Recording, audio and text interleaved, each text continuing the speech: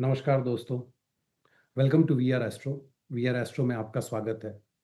हम सभी कभी न कभी अपने जीवन में एक बात ज़रूर हमारे मुँह से निकलता है, पता नहीं ऐसा क्या किया था कि ऐसी पनिशमेंट मिल रही है।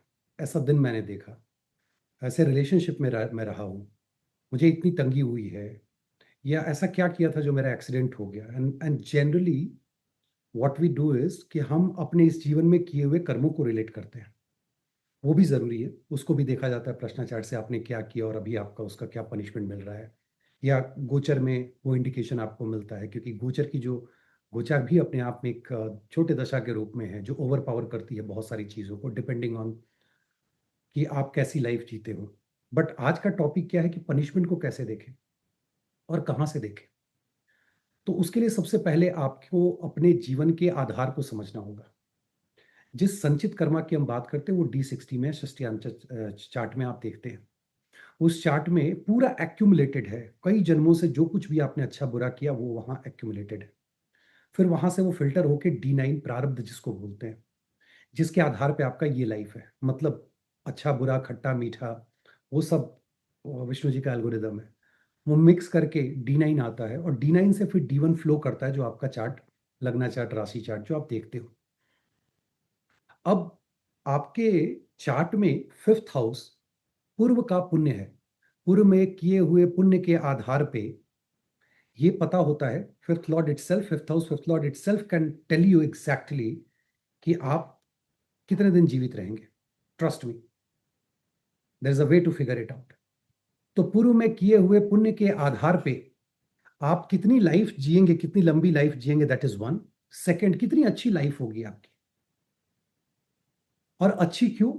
क्योंकि पांचवें से पांचवा नवा भाव भाग्य का भाव जिसको बोलते हैं। और भाग्य क्या है?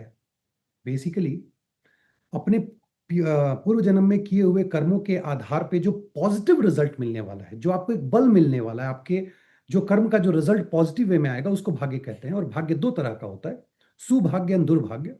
सुभाग्य जब आपको सपोर्ट कर रहा है, दुर्भाग्य जो आपको पुल कर रहा है। एक बार जब आप इसको समझते हैं तो यहां आपको ये क्लियर हो जाएगा कि D9 की अहमियत बहुत बढ़ जाती है। ऐसे तो सारे वर्गस की अपनी अहमियत है। आप में से जो लोग भी कोर्सेज के लिए इंटरेस्टेड हैं और जो लोगों ने पहले इंक्वायरी कर रखी है उनके लिए इम्पोर्टेंट इन्फॉर्मेशन है। 15 फरवरी महाशिवरात्रि के दिन से एक नया बैच जो कि 2026 का फर्स्ट बैच है। अमूमन 2 से 3 बैच ही स्टार्ट कर पाता हूँ क्योंकि मैं खुद ही पर्सनली पढ़ाता हूँ। वो हम लोग स्टार्ट करने जा रहे हैं। है तो वो संडे क्योंकि मेरी ये प्रैक्टिस है। This is my practice that I start the batch on Sunday respecting the sun who is the king of the ग्रहस। बट ये बैच जो है वो सैटरडे को फिर 7 to 10 PM इंडिया टाइम के हिसाब से 7 से 10 के बीच में चलेगा। इस कोर्स के तहत जो है आप Parashari, Jaimini, BNN, BCP, transit को लेकर के different Vargas, pending karmas, remedies, ये सारी चीज़ें पढ़ाई जाती है। वेबसाइट पे वैदिक ज्योतिष सागर जो टैब है, जब आप वहाँ जाएंगे तो यहाँ डिटेल्ड है। 15 मंथ का प्रोग्राम है। 60 लेसन्स होंगे, मिनिमम 3 आवर्स का एक क्लास होता है और नेक्स्ट बैच 15 फेब से स्टार्ट हो रहा है।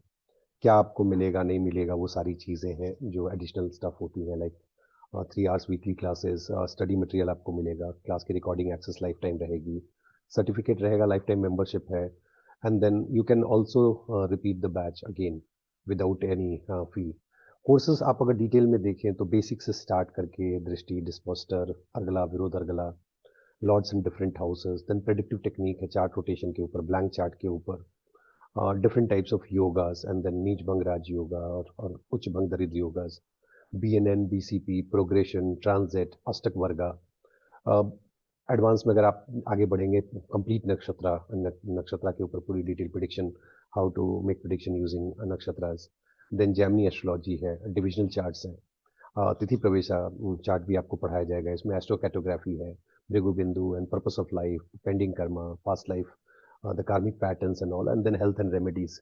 तो ये सारी चीज़ें आप इस कोर्स के तहत पढ़ते हैं। ये 15 महीने चलता है। एंड आप में से जो लोग भी इंटरेस्टेड है, वी आर एस्ट्रो के वेबसाइट के थ्रू आप कनेक्ट कर सकते हैं व्हाट्सएप पे, या व्हाट्सएप पे मैसेज कर सकते हैं। जो व्यक्ति वहाँ है वो आपको हेल्प करेंगे फर्दर डिटेल के साथ।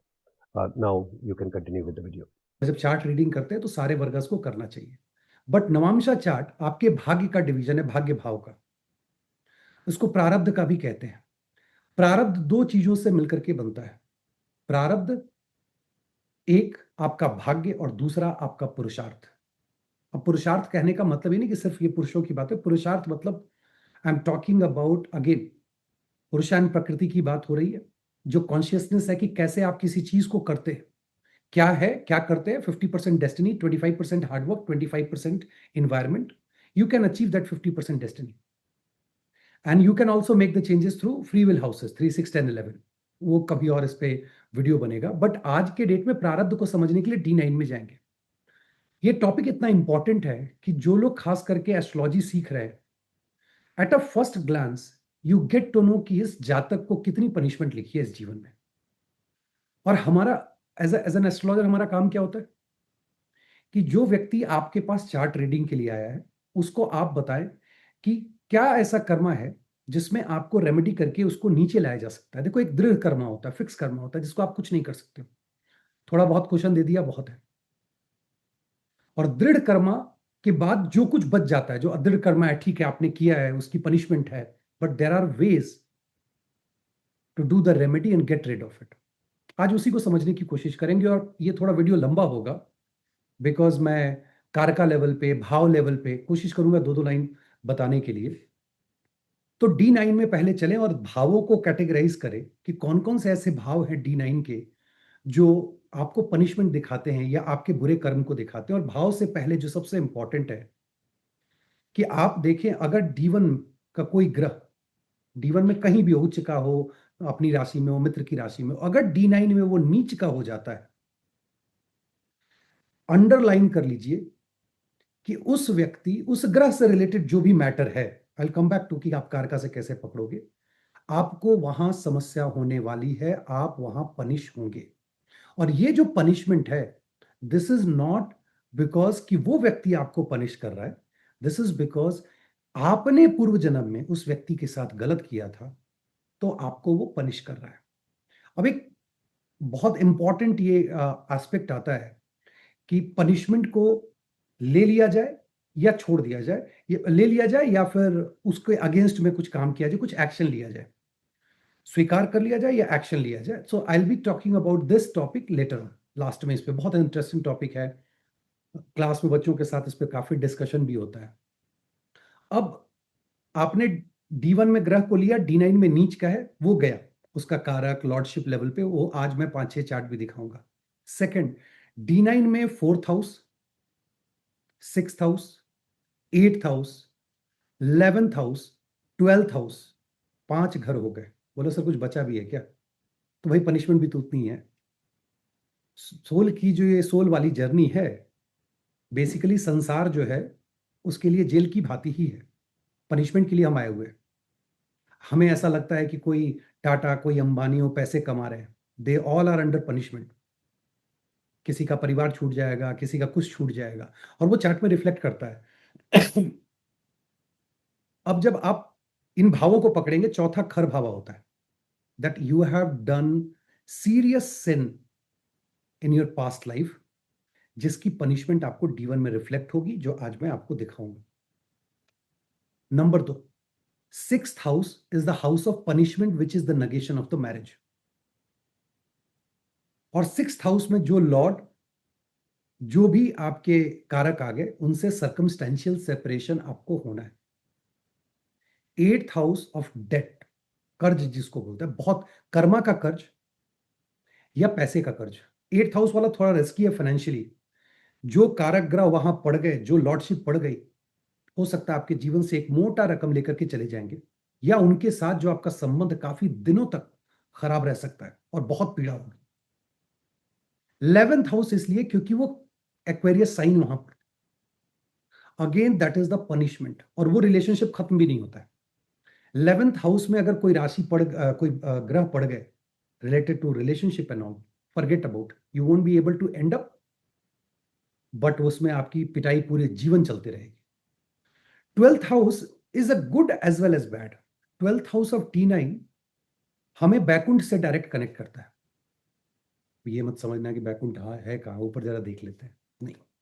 सो डायरेक्ट बैकुंठ से कनेक्ट करने का मतलब है कि उस भाव में पड़े हुए ग्रह कि एक्टिविटी, जब रिलेटेड एक्टिविटी में जब आप जाओगे, you will feel connected with God, and the moment you feel connected with God, आप अपनी लॉन्जेविटी को इंपैक्ट कर रहे हो।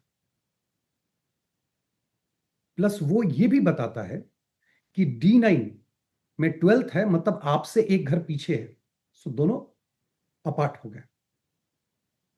तो आपको ये भावों को, खर भावा, 6th house, 8th house, 11th house and 12th house, दो राशियां बहुत इंपॉर्टेंट है, स्कॉर्पियो एंड एक्वेरियस। दोनों में अलग अलग है। स्कॉर्पियो, वहां से आपको पीड़ा होने वाली है, आप वहां पे पनिश होंगे, पीड़ा आएगी। सेकंड, एक्वेरियस, एक्वेरियस में पड़े हुए ग्रह कारक लेवल पे और लॉर्डशिप लेवल पे D1 में देखो, वो छूट जाएंगे। This works 100% time. छठा, अच्छा, ये जो छठा आठवां भी और एक राउंड आपको बताऊं, उससे पहले कुछ एक चीज को इसमें ब्लेंड करने की भी जरूरत है।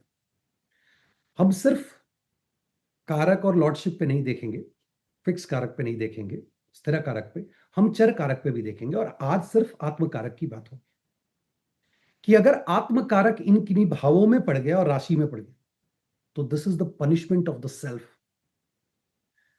पर्सन खुद को पनिश करते रहता है, स्पेशली इफ योर आत्म कारक is in 6th house, you will do something which is like you are punishing yourself.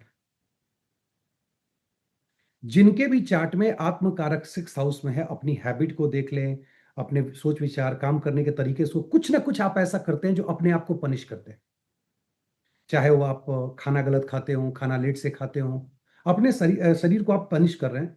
चाहे आप स्मोक करते हो, ड्रिंक करते हो, whatsoever, but you will punish your self for sure. अगर आत्मकारक 6th हाउस में है, 6th house of punishment. Aquarius जो पढ़ा वो गया, मतलब अब एस्ट्रोलॉजर को एक हिंट मिलता है जब आप पढ़ते हो ना, क्योंकि आप सब पढ़ ही रहे हो, ये सब जर्नी है, कोई थोड़ा आगे कोई पीछे। आज मैं वीडियो बना रहा हूं, आप सुन रहे हो, आपकी स्पीड ज्यादा होगी, अगले जन्म में आप कुछ कर रहे होगे, मैं आपको फॉलो कर रहा हूँ। तो ना तो आगे होने का घमंड होना चाहिए, ना पीछे होने का अफसोस होना चाहिए, यही ज्योतिष है।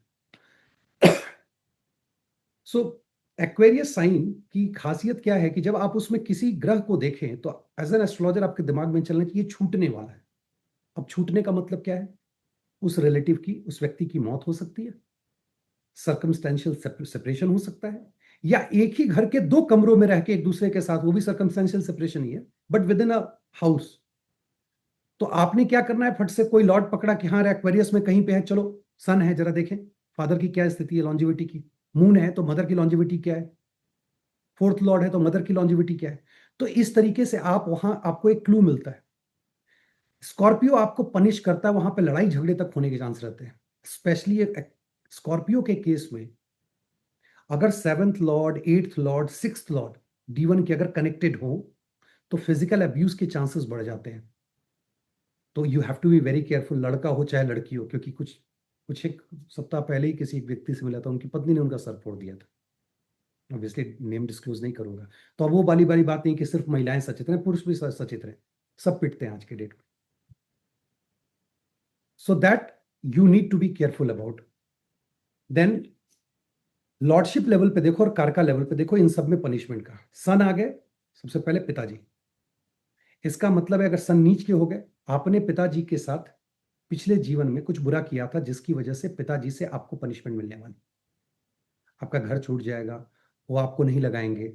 अगर वो प्रेम करते भी हैं तो कभी आपको दिखेगा नहीं। आपको अब पिता से प्रॉब्लम हो रही, तो इनहेरिटेंस में प्रॉब्लम आ रही है, तो you need to check 8th lord and all that.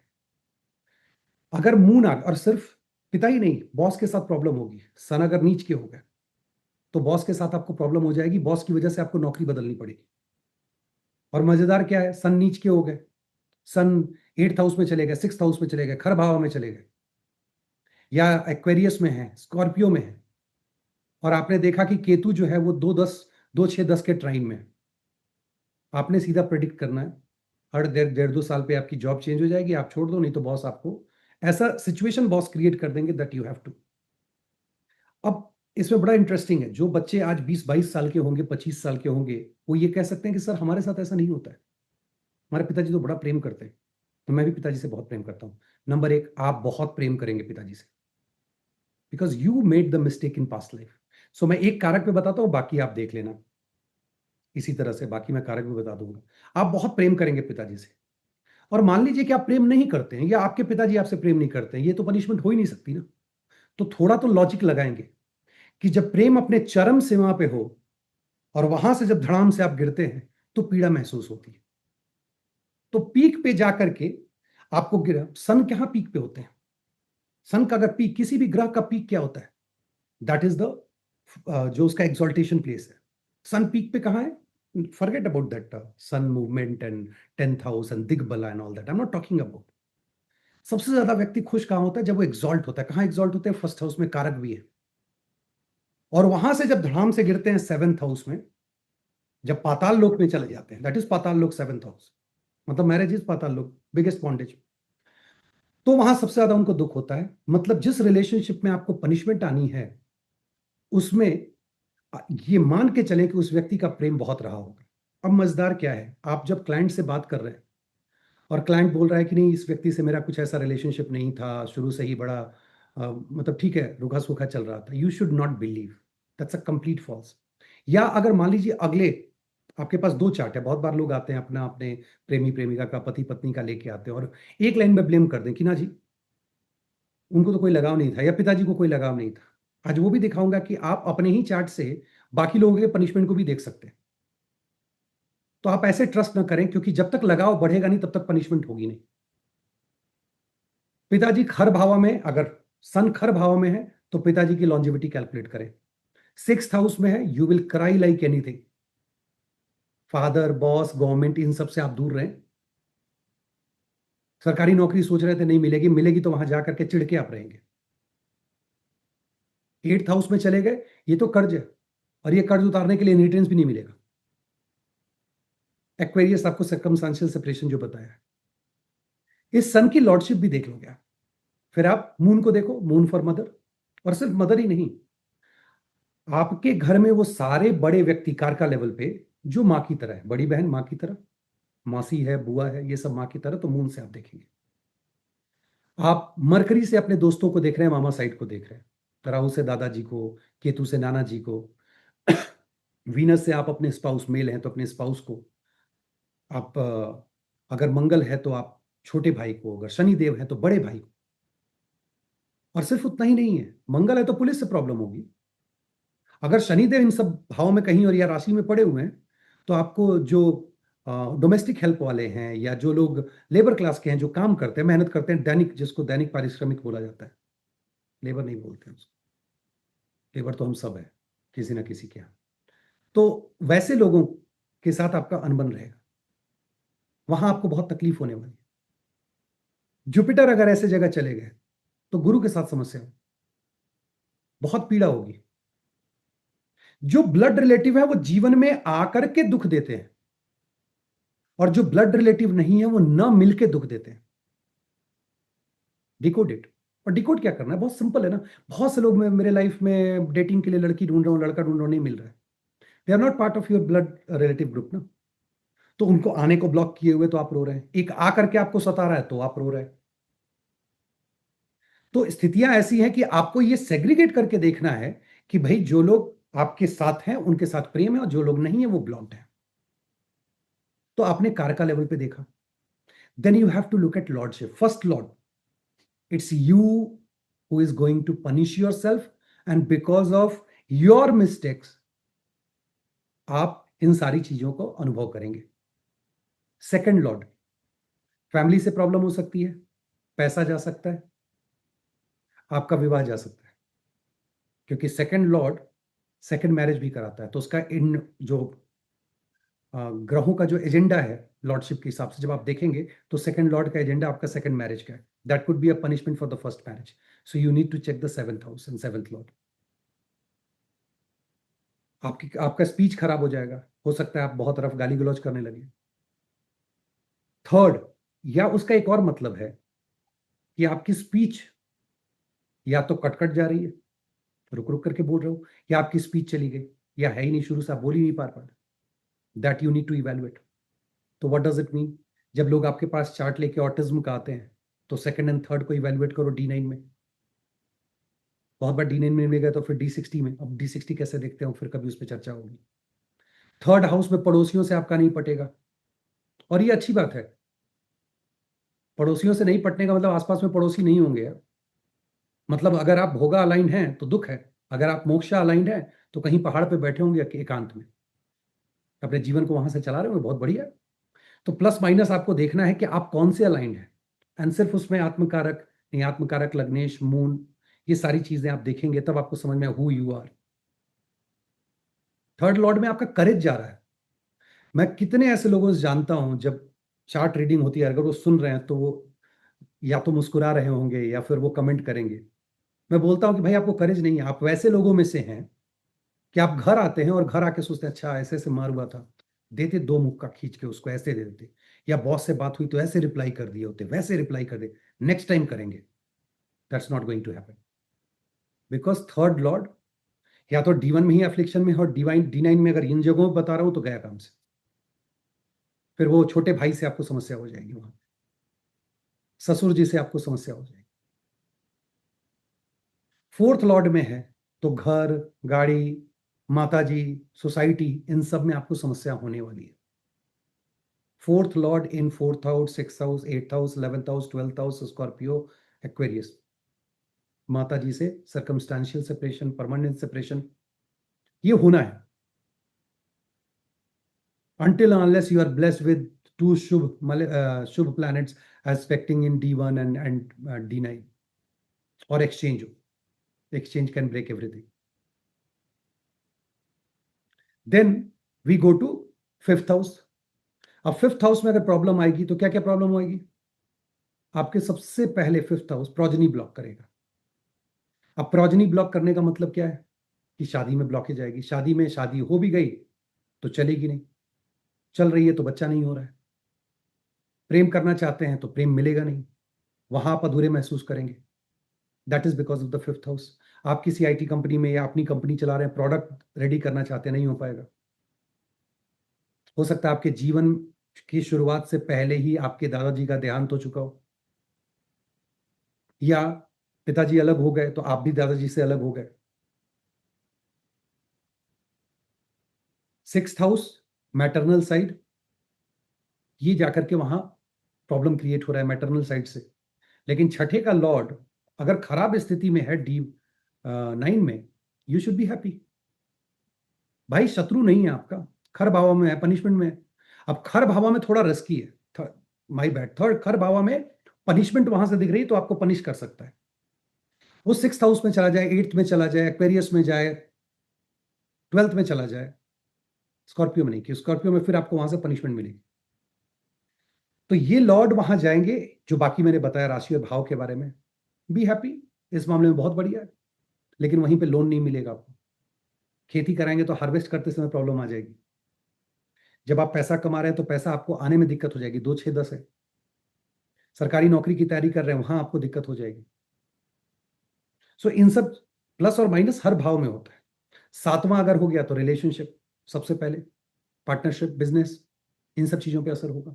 Judgement आपके अगेंस्ट आ जाएगा।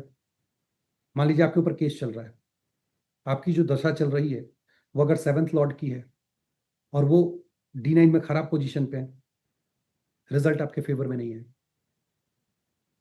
देन एट्थ हाउस खराब भाव में पड़ जाए, दिस इज नॉट गुड। क्यों? एट्थ हाउस आयुर्भाव है, आपको लॉन्जिविटी देते हैं। अगर वही पनिशमेंट में है तो आयु कम है, then start calculating longevity.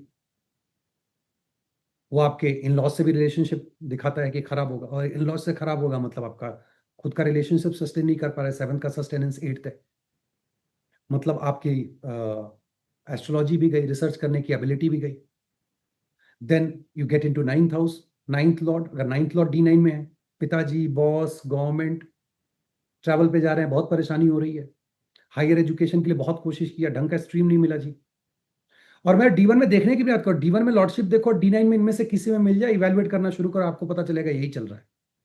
10th house day to day karma, office छोड़ दिया, डे टू डे कर्मा में व्यक्ति जो है वो परेशान है। 8th हाउस में, 6th house, 8th house, 12th house में पड़ा हुआ, काम ही नहीं करना चाहता है। 10th लॉर्ड इन 6 8 12 नहीं करना है जी, नहीं मन कर रहा है सुबह उठ के काम करने का, ऑफिस जाने का इच्छा ही नहीं होता।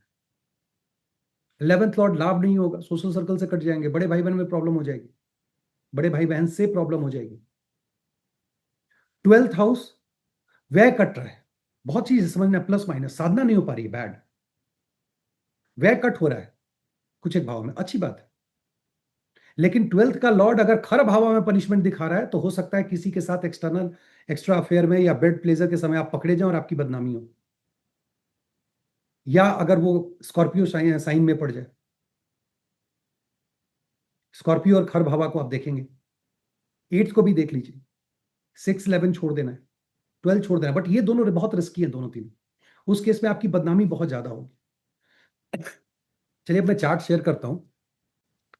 7th लॉर्ड यहां देखो, सैटर्न 8th हाउस में, again there is a punishment. Sun in खर भावा, that is the second longevity of the spouse, again under punishment. This is death, demise of the spouse जो इस चार्ट में है। 7th Lord आपने evaluate किया, उसकी लॉन्जेविटी इवेल्युएट की, देखा तो यहाँ पे आपको क्लियर कट दिख रहा है कि क्या प्रॉब्लम आ रही है। देन वीनस एंड केतु, अब क्या छूटने वाला है? माता जी छूट जाएंगी, बड़ा भाई छूट जाएगा, सोशल सर्कल कट जाएगा। केतु, केतु की लॉर्डशिप देख लीजिए, दैट इज प्रेम, उन्होंने प्रेम विवाह किया था, वो छूट गया। And then you will come to 12th, पिताजी छूट जाएंगे, यहाँ उपपदा लगना भी है, वो भी छूट गया। And this is how the life is. हम रियलाइज नहीं करते, छूटने के बाद अफसोस मनाते हैं, लेकिन चार्ट में सब कुछ दिखता है और इसकी रेमेडी भी की जा सकती है, एक्सेप्ट डेथ। अगर नेचुरल डेथ है अपने समय पे तो सिर्फ लॉर्ड शिवा, इफ नॉट, अगर अपम मृत्यु या काल मृत्यु है, then you meet astrologer, that astrologer will give you remedy. अब इस चार्ट में आते हैं, इसमें कोई नोट्स नहीं है, ठीक है। वीनस इज स्कॉर्पियो, वीनस जो है वो स्कॉर्पियो में है। वीनस कहाँ के लॉर्ड है? दो घर के लॉर्ड है भाई, 9th एंड 2nd। सो गुरु, पिता, and then 2nd house family. तो यहाँ पे जो है वो लगता है कि पनिशमेंट होगी, बट इस चार्ट में एक थोड़ा अलग भी है कि भैया एक्सॉल्टेशन प्लेस से एक्सचेंज पकड़ोगे, ये तो एक्सचेंज भी हो रहा है।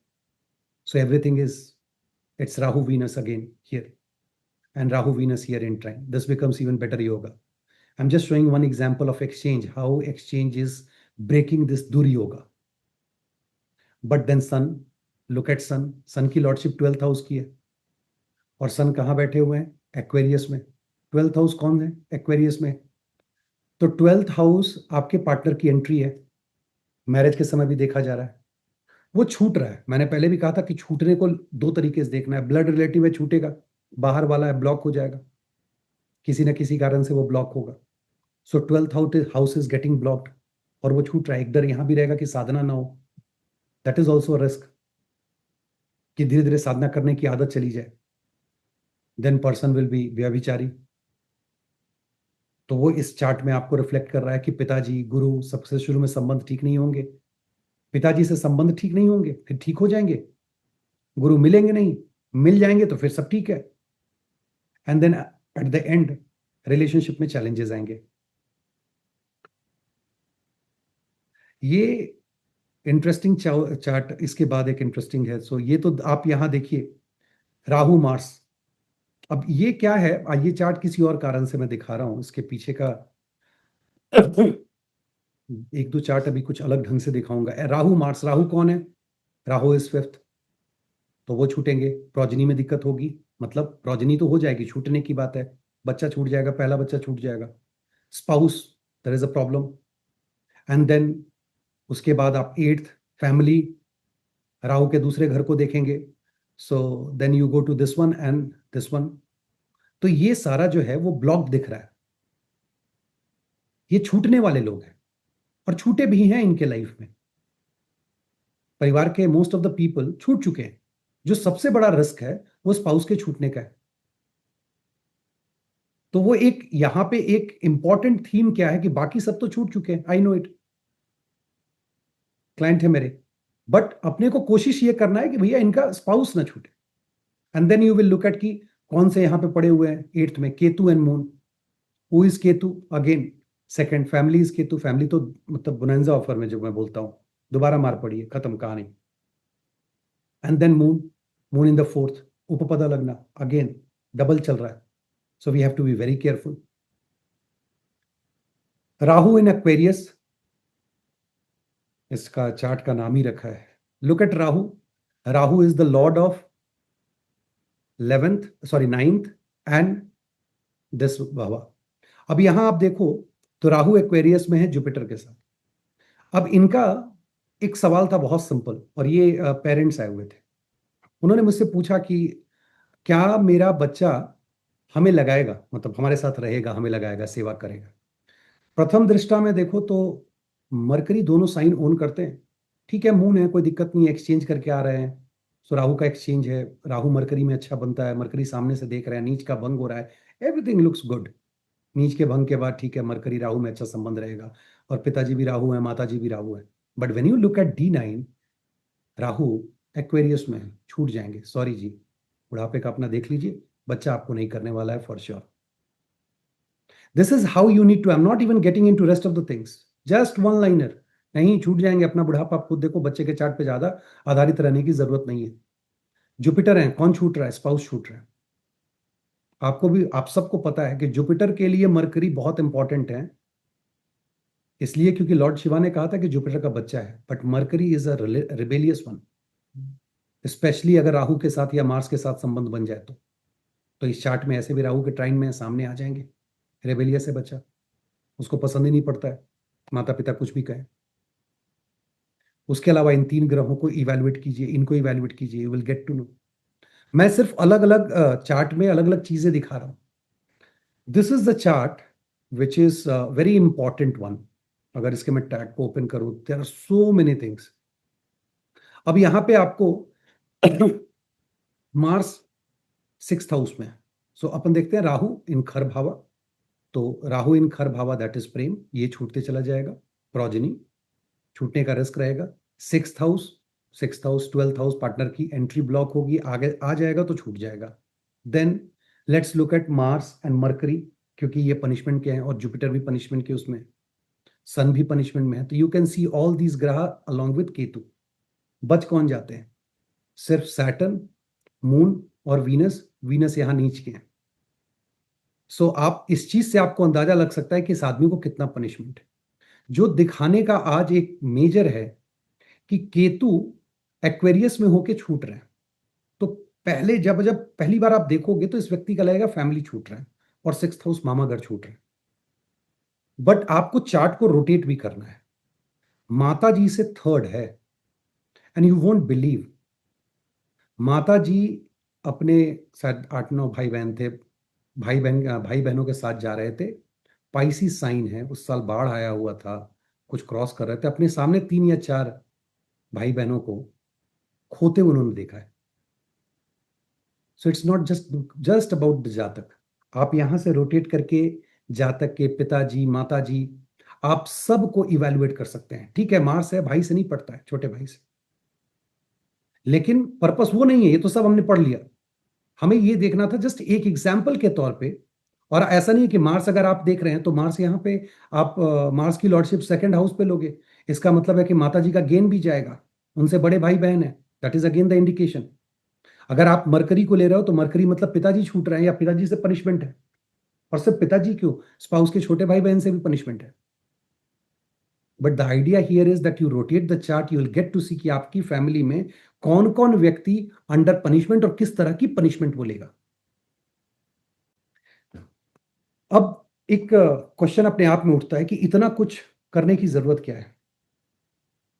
Trust me, if you don't read D9, you won't be able to figure out कि D1 में क्या चल रहा है और क्यों चल रहा है. क्या और क्यों का जवाब जब मिलता है तब जाकर के आप नेक्स्ट लेवल पे जाते हो कि मुझे इसकी रेमेडी करनी है. सो आपने पहले D9 में सब कुछ देख करके वापस D1 में आना है और तब वहां से रेमेडी करनी है.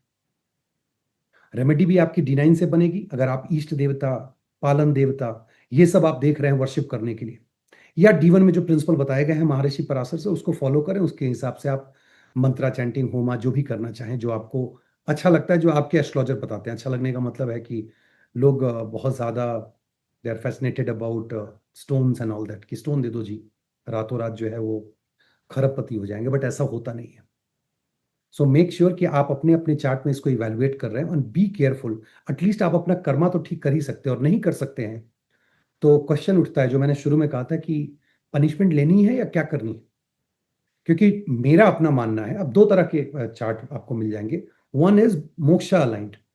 जब मोक्षा अलाइंड होगा तो व्यक्ति over the period of time, शुरू में बहुत रिबेलियस होता है, बहुत दुख होता है, but over the period of time वो क्या बोलता है, ठीक है यार, ये मेरे कर्मों का फल है तो मुझे भुगत लेने दो। दूसरा, अगर वो भोगा अलाइन है तो वो बोलेगा नहीं, मेरे कर्मों का कर्म है तो क्या हम इस बार चुप रहे। दोनों ही केस में मैं कहूंगा चुप रहने की आवश्यकता नहीं। देखो, धर्म का मतलब ये नहीं कि आप अपना बदला ले रहे हैं। कोई भी चीज जो समाज के लिए खराब है, कोई मान लीजिए किसी का रेप कर रहा हो और आप उसको अगर प्रोटेक्ट न करें तो गलत है।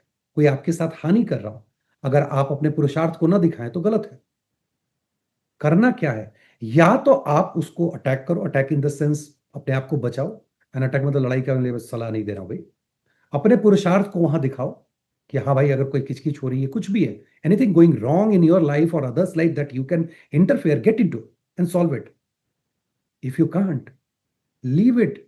आपके बुरे कर्मों का नतीजा है, एक्सेप्ट तो कर लो। Don't be in between. रोज रो रहे हैं, परेशान हो रहे हैं, वो नहीं करना है। एंड ज्योतिष पढ़ने का एक सिर्फ और सिर्फ उद्देश्य है, अपने पूर्व जन्म के किए हुए कर्मों को समझ के इस जन्म में अपने कर्मों को सही करना, ताकि आगे की जर्नी जो है अच्छी हो और छोटी हो, और हम सब जितनी भी आत्माएं यहां हैं वो परमात्मा से मिल सके। इसी के साथ बोलते हैं ना, हरि बोल। चलिए, आज का टॉपिक जो है वो विष्णु जी के चार्ट पे था। सो हरि बोल, विष्णु चार्ट। और इसको इवेलुएट कीजिए, देखिए। और जो आपके क्वेश्चंस जो इससे अगर रिलेटेड है तो जरूर क्वेश्चन पूछिए। I try my best to answer everyone, but please paragraph नहीं। Thank you very much.